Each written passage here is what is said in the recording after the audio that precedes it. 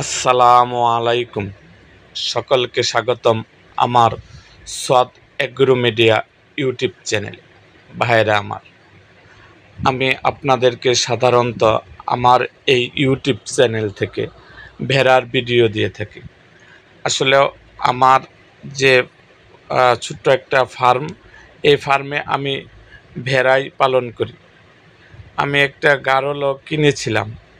সেই গারল এর ক্রস দেওয়ার জন্য, মানে ব্রিডিং করার জন্য আমি গারলটা কিনেছিলাম। এটা আমি গত ঈদে, কুরবানির ঈদে গারলটা বিক্রি করে ফেলেছি। এখন আমার ফার্মে কোনো গারল নাই।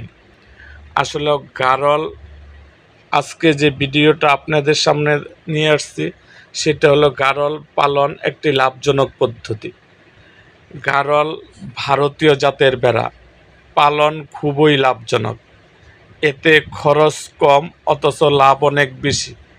দেশে গারল পালনের অপার সম্ভাবনা রয়েছে। স্বাদ ও পুষ্টিগুণ বেশি হয়। এর মাংসের চাহিদা ব্যাপক। ভালো দাম হয় দেশের বিভিন্ন অঞ্চলে, বিশেষ করে মেহেরপুর, চুয়াডাঙ্গা জেলায় গারল পালন দিনে দিনে বৃদ্ধি পাচ্ছে। গারল পালনে অধিক লাভ করা এবং ক্ষতির হাত থেকে বাঁচতে চাইলে ক্ষতির হাত থেকে বাঁচা যায় গারল পালন করে। অন্যান্য যেমন ভেড়ারও কিছু রোগ হয়, কিন্তু গারলের তেমন একটা রোগ ব্যাধি হয় না।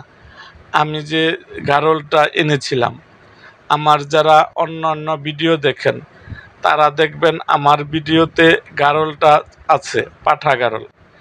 এই গারলটার রোগ ব্যাধিও কম হয়েছে। আমার ওখানে কোনো রোগ ব্যাধি এই গারলটার হয় না।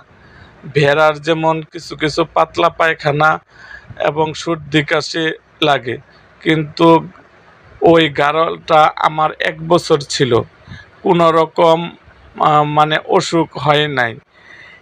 এবং খাদ্য গ্রহণেও তারা খুব করে, খাদ্য গ্রহণে কোনো অনীহা নাই।